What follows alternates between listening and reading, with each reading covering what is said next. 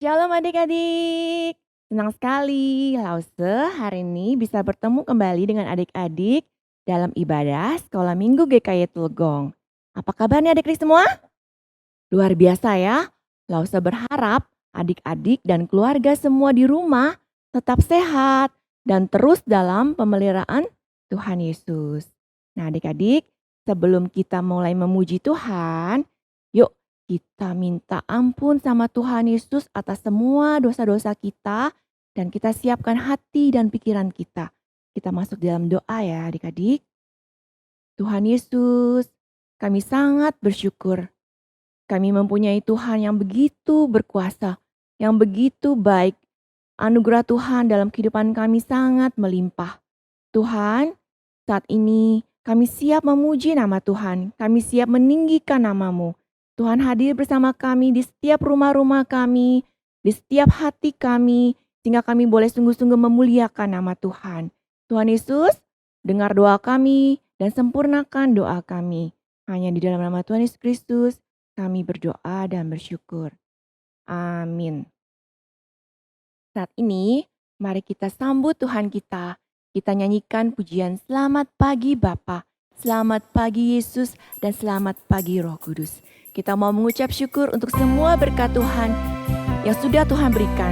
Dan biarlah pikiran, ucapan, dan perbuatan kita boleh selalu menyenangkan hati Tuhan.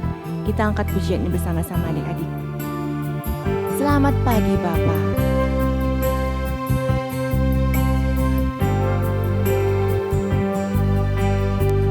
Selamat pagi Bapa, selamat pagi Yesus, selamat pagi Roh Kudus, terima kasih Kau berkati aku.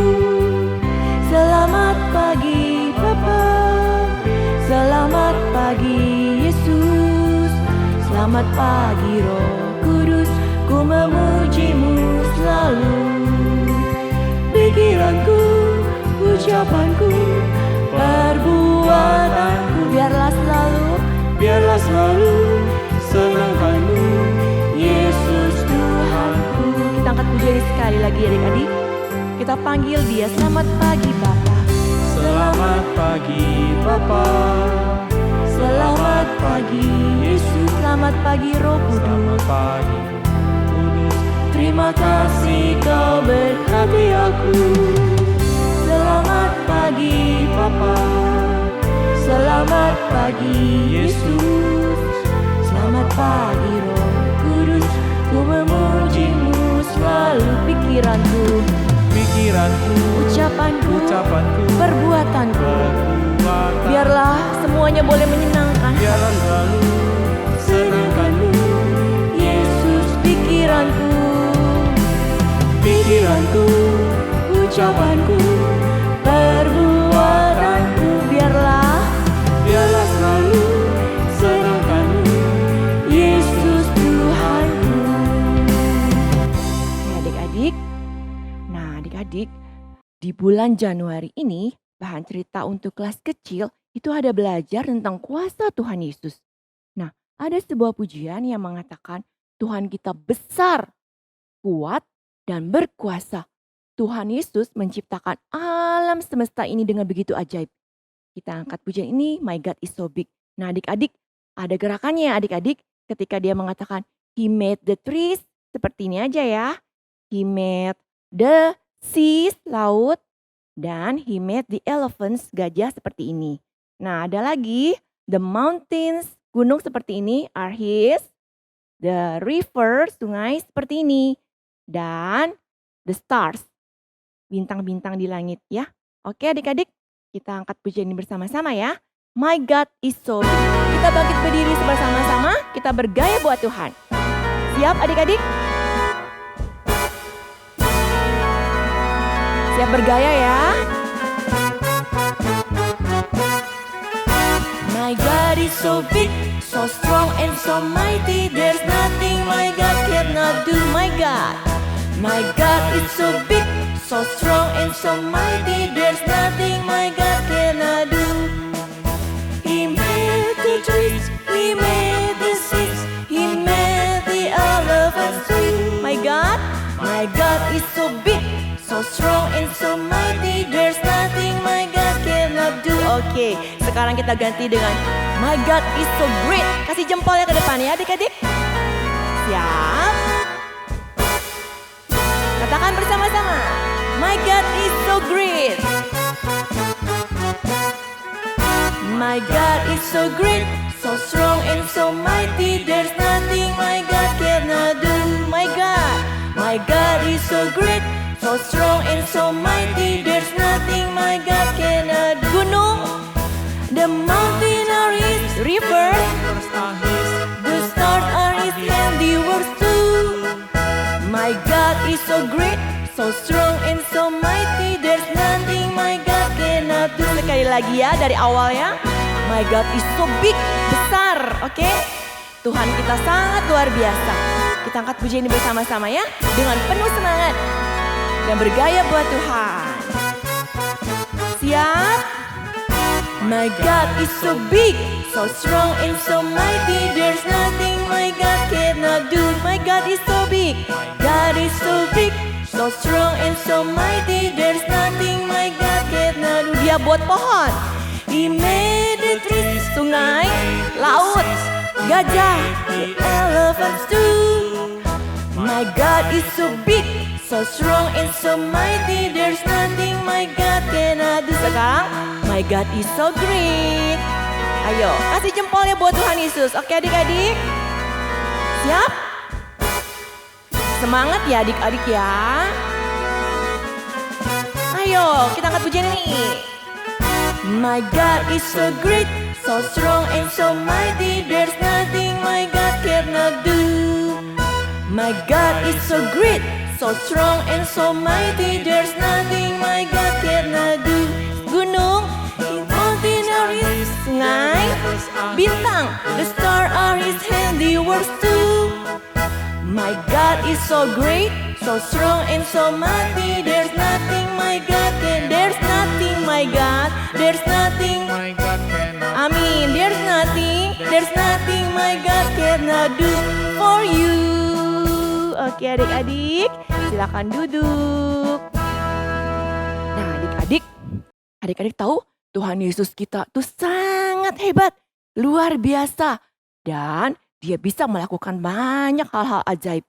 Apa ya contohnya adik-adik? Contohnya Tuhan Yesus bisa mengubah air menjadi anggur. Kemudian Tuhan Yesus juga bisa menyembuhkan yang sakit apa? Buta jadi melihat.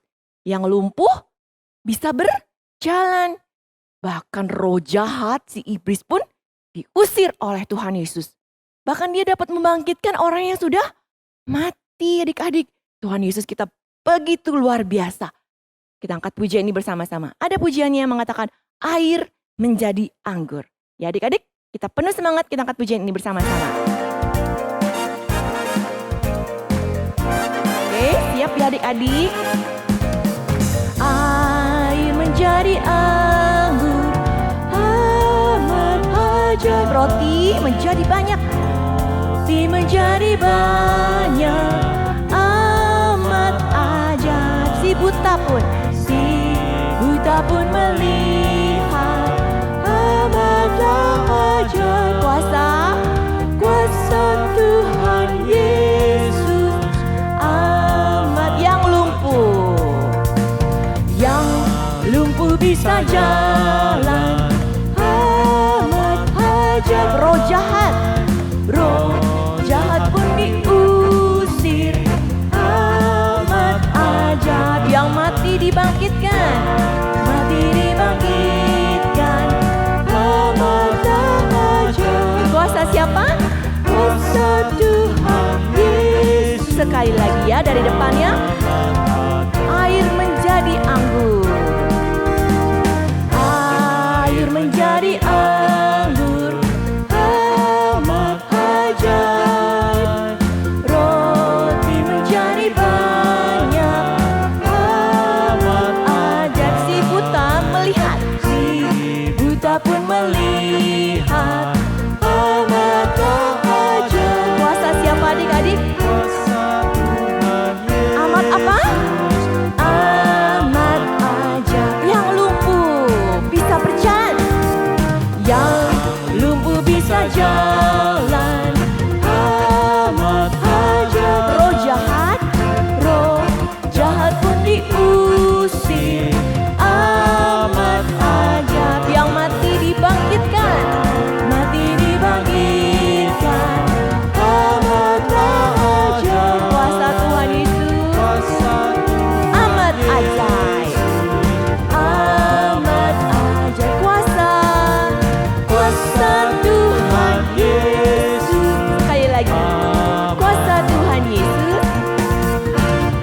Berkat Tuhan Yesus amat ajaib. Oke, adik-adik, sudah waktunya kita mau mendengarkan firman Tuhan. Nah, siapkan hati, siapkan pikiran untuk mendengar suara Tuhan. Katakan, Tuhan Yesus, saat ini aku ingin mendengar firman-Mu. Kita angkat pujian ini bersama-sama ya adik-adik. Ku ingin dengar cerita. Biarlah firman Tuhan ini terus kita dengar, terus bertumbuh dalam hidup kita, dan kita berbuah bagi Kristus.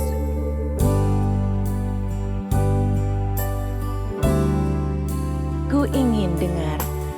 Ku ingin dengar cerita tentang perbuatan Allah. Tentang perbuatan Allah. Biarlah cerita itu tetap tinggal dalam hatiku sampai selama-lamanya. Ku ingin dengar cerita. Sekali lagi angkat pujian ini. Ku ingin dengar cerita tentang perbuatan Allah. Biarlah cerita itu tetap tinggal dalam hatiku sampai selama-lamanya. Sampai selama-lamanya. Sampai selama-lamanya. Oke. Selamat mendengarkan firman Tuhan adik-adik. Firman Tuhan kelas besar minggu ini akan dilayani oleh Lause Adi. Dan firman Tuhan kelas kecil akan dilayani oleh Lause Sofian. Selamat mendengarkan firman Tuhan adik-adik.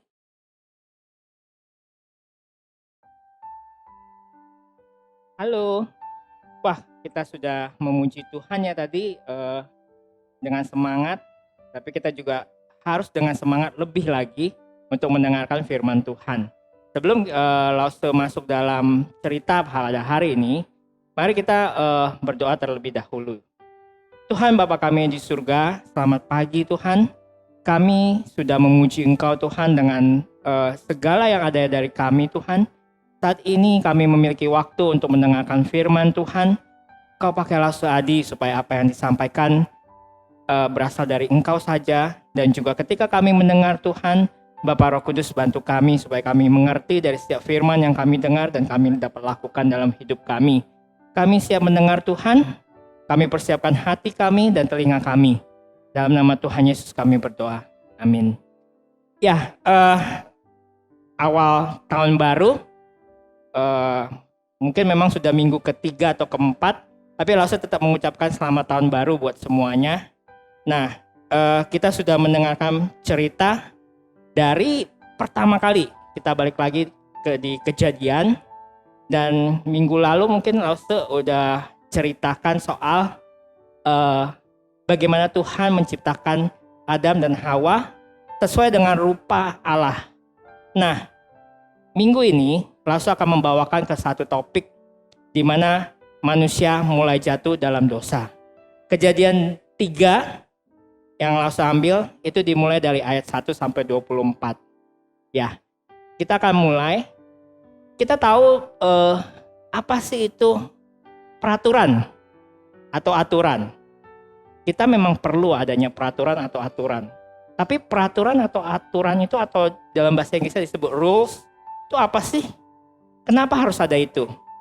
Nah, Lause kasih contoh ya beberapa rambu lalu lintas. Kalau kalian melihat yang gambar ini, ada tanda minus, berarti itu dilarang masuk, betul ya? Nah, Lause juga ada kasih rambu lalu lintas ya. Kalau merah udah pasti semua tahu, itu nyala berarti kita harus berhenti. Lampu hijau juga kalian juga pasti udah tahu ya. Kalau hijau berarti jalan. Tapi pertanyaannya ya, untuk kita semua, terutama yang sering berkendaraan, kalau lampu kuning itu apa? Mau berhenti atau mau jalan atau tambah ngebut? Nah, ini pertanyaan yang bagus ya. kadang-kadang ada aturan. Harusnya kuning itu mulai hati-hati, mulai memperlambat. Tapi kalau di Indonesia beda ya. Lampu kuning itu harus tancap gas secepat mungkin. Ya ini sedikit perbedaan ya. Tetapi ini adalah aturan dibuat supaya untuk keselamatan dari semua orang, terutama pengendara dan juga pengguna jalan. Ini penting. Kita juga ada suatu aturan yang dibuat oleh sekolah ya. Kita tahu bahwa kalau kita sekolah itu pertama kali harus pakai seragam. Walaupun sekarang kondisi pandemi kita bukan rekaman, tetapi kita online di rumah, tetap kadang-kadang guru pasti bilang pakai seragam ya, baru di video. Lalu kita juga diberikan jadwal sekolah, pelajaran pertama jam segini, jam segini, jam segini, jam segini. Itu ada sebuah aturan diberikan sekolah. Tujuannya buat apa?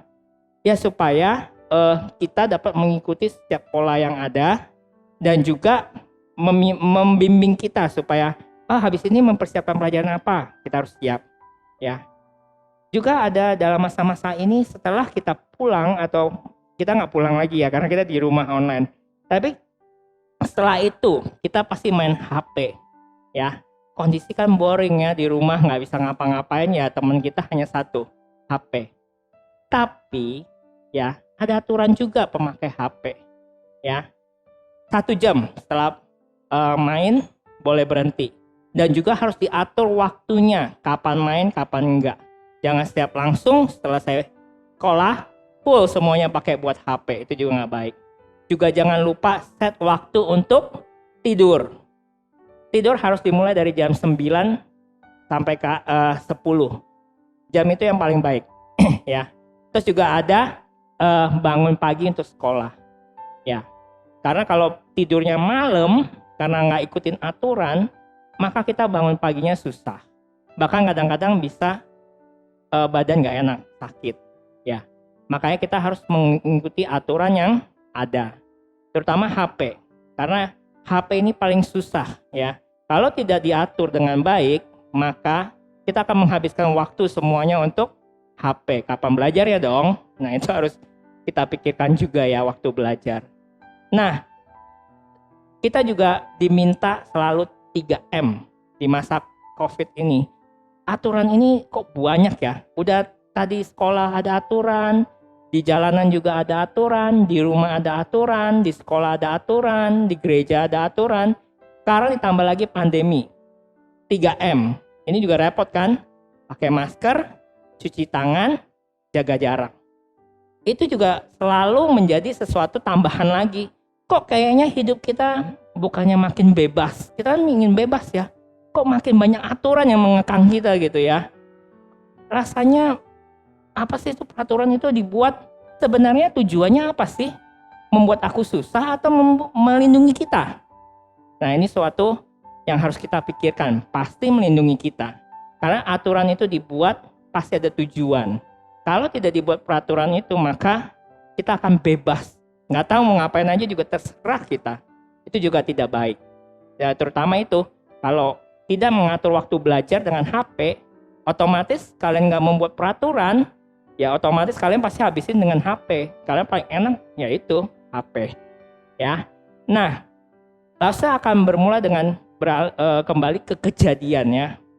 Kita udah tahu Adam dan Hawa itu adalah pertama kali ketika Adam dan Hawa diciptakan itu adalah dia serupa dengan Allah. Ya. Pengertian yang serupa dengan Allah ini adalah tidak ada natur dosa. Ya. Masih benar-benar pure. Ya. Karena itu nafas kehidupan juga dari Tuhan. Terus kita adalah serupa dengan bentuk dan rupa Allah. Masih benar-benar pure. Tapi ada satu perintah yang Tuhan ingatkan ya. Bahwa ada buah pengetahuan baik dan jahat. Nah, inilah permulaan dari yang kita sebut dengan dosa. Kenapa? Dosa itu adalah kita maunya hidup sesuka kita. Ya, itu dosa. Dosa juga artinya bisa memberontak melawan Tuhan. Karena Tuhan kan bilang, semua buah di taman ini boleh kamu makan. Tapi hanya satu buah ya yang di tengah-tengah tidak boleh dimakan. Ya, tetapi manusia itu kadang-kadang kalau tidak ada aturan, memang udah ada aturan dari Tuhan, tapi kadang-kadang ingin melawan aturan itu sendiri, ya, ingin coba.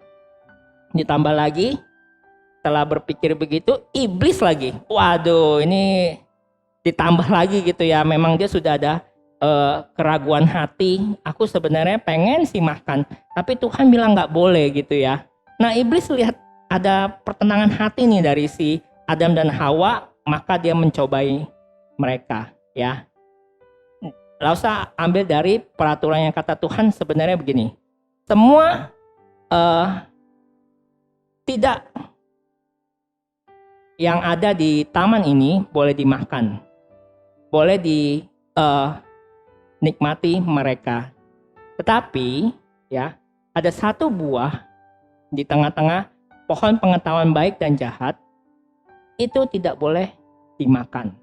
Ya. Nah, Hawa pada saat itu berpikir, Tuhan, kalau makan buah itu kan harusnya sih tidak apa-apa ya. Gak mungkin akan mati juga. Kamu kan akan jadi seperti Allah. Wah, ini iblis mulai merayu dia gitu ya. Hawa, gak usah ragu. Kalau kamu makan buah itu, nanti kamu akan seperti Allah loh. Dan kamu juga tahu mana yang baik dan mana yang jahat. Nah, Adam dan Hawa memang udah pada dasarnya juga pengen makan gitu ya. Dengan iblis memanipulasi kata-kata yang cukup masuk akal juga sih ya. Ya udah deh, saya coba. Hawa makan, lalu dia setelah makan berasa nggak enak kan? Nah, dia cari ke Adam. Seharusnya Adam saat itu bisa nggak menolak? Hawa, kamu sudah melanggar perintah Tuhan, nggak boleh. Tapi namanya juga Adam juga pengen gitu ya. Dia juga sebenarnya pengen, cuman ya mungkin Hawa yang lebih dulu maju ya. Baru Adam makan. Nah, setelah makan itu mereka baru tahu bahwa mereka sudah memberontak kepada Allah. Tentu Tuhan ingin manusia tahu nggak sih, manusia ini perlu nggak sih tahu antara baik dan jahat. Sebenarnya pernyataan iblis ini sebenarnya menjebak gitu ya. Karena kalau kamu makan, maka kamu akan seperti Allah. Itu udah nggak benar sebenarnya ya. Kenapa nggak benernya? Karena sekarang statusnya itu sebenarnya dia diciptakan serupa dengan Allah. Berarti sebenarnya dia masih satu level dengan Allah gitu, masih suci. Belum ada dosa loh, masih suci. Ya, dia akan serupa dengan memang dia akan serupa dengan Allah sendiri. Semua sifatnya ada, semua karakter ada. Sebenarnya juga pengetahuan baik dan jahat ini juga udah bisa menentukan gitu ya. Kalau makan buah ini Tuhan bilang nggak boleh. Berarti kan sebenarnya sudah tahu kalau makan berarti jahat, ya. Sebenarnya nggak perlu gitu ya mencobai sendiri gitu ya. Tapi pada dasarnya manusia ya itu. Kalau tidak mengikuti aturan dengan baik, maka dia akan menjadi tersesat, ya. Makanya ini penting, ya. Lalu setelah jatuh dalam dosa, Tuhan langsung, ini langsung bilang kenapa langsung, Tuhan langsung mengeluarkan kabar baik pertama kali. Karena ini pasal paling pertama ya, pasal 3. Ini Tuhan langsung pada saat itu juga merancangkan sebuah penyelamatan. Ya, Injil pertama kali keluar, Injil ini langsung disebut dengan kabar sukacita ya kepada manusia. Manusia berdosa, itu udah pasti. Hal yang pertama Tuhan berkata di Kejadian 3 ayat 15. Kalian bisa baca juga. Aku akan mengadakan permusuhan antara engkau dan perempuan ini. Perempuan ini adalah Hawa. Antara keturunan ular itu dinyatakan iblis. Antara keturunanmu dan keturunannya akan meremukkan kepalamu. Dan engkau akan meremukkan tumitnya. Ini adalah berbicara tentang bagaimana Tuhan Yesus datang dan dia menyelamatkan kita dari iblis. Ya. Keturunan dari Maria atau kita bilang Tuhan Yesus, dia akan menemukan kepalanya iblis. Dan iblis ini akan menemukan tumitnya, ya. Itulah Tuhan sudah merencanakan dari kekekalan, dia merencanakan ini. Dari permulaan sampai digenapi. Nah, lalu apa sih yang hal kedua dari maksud setelah ini gitu ya? Yang namanya kita sudah jatuh dalam dosa, itu udah pasti ada namanya hukuman dari Tuhan, ya. Nah, ketika Adam dan Hawa tahu dia berdosa, dia merasa dia telanjang, ya. Lalu dia malu dengan Tuhan. Nah, Tuhan di Kejadian 3 ayat 21, Tuhan Allah membuat pakaian dari kulit binatang untuk manusia. Ini pertama kali Tuhan membuatkan pakaian untuk mereka berdua. Karena sebelumnya pas datang mereka menutupi diri mereka dengan daun-daun, ya. Nah, Tuhan membuat pakaian untuk Adam dan istrinya, lalu mengenakannya kepada mereka. Saya ambil gambar ini. Gambar ini ada dikasih 2 pakaian gitu ya dari kulit binatang. Lalu mereka memakainya. Tuhan membuatkan baju untuk mereka dan baju itu dibuat dari kulit binatang. Artinya ada binatang yang harus dikorbankan, ya, untuk menutupi ketelanjangan mereka. Kalau Rasul bilang bisa juga dosa kita, ya. Makanya ini adalah sebuah simbol juga. Adam dan Hawa berusaha menutupi ketika mereka tahu mereka berdosa, mereka menutupi dengan pakaian daun, ya.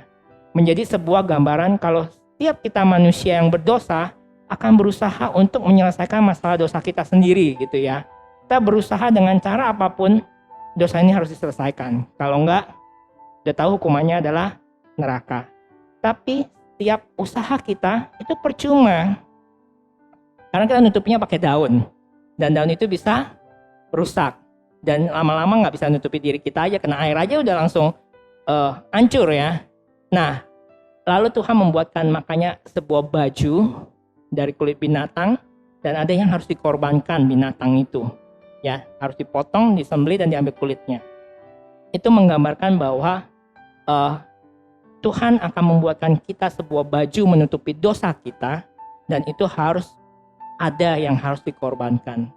Nah, itu adalah sebuah simbol dan menolong kita. Maka dia memakai Tuhan Yesus berkorban di atas kayu salib supaya kita mengenakan jubah yang terbuat dari darah Tuhan, ya. Dan di dalam darah itu kita mendapatkan hidup yang baru. Kita baru bisa menutupi dosa kita.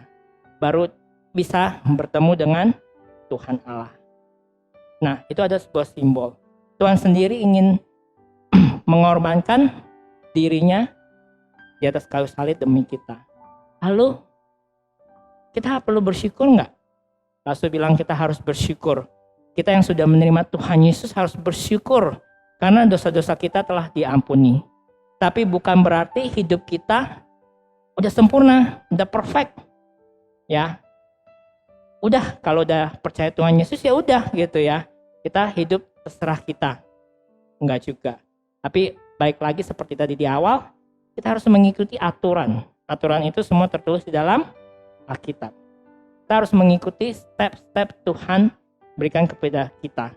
Jangan dilanggar. Kalau dilanggar, ya akibatnya seperti Adam dan Hawa jatuh dalam dosa.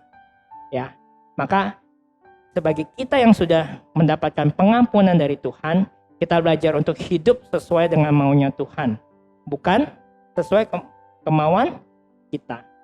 Berarti peraturan itu dibuat ada baiknya. Dan memang itu baik. Dan kita harus mengikuti.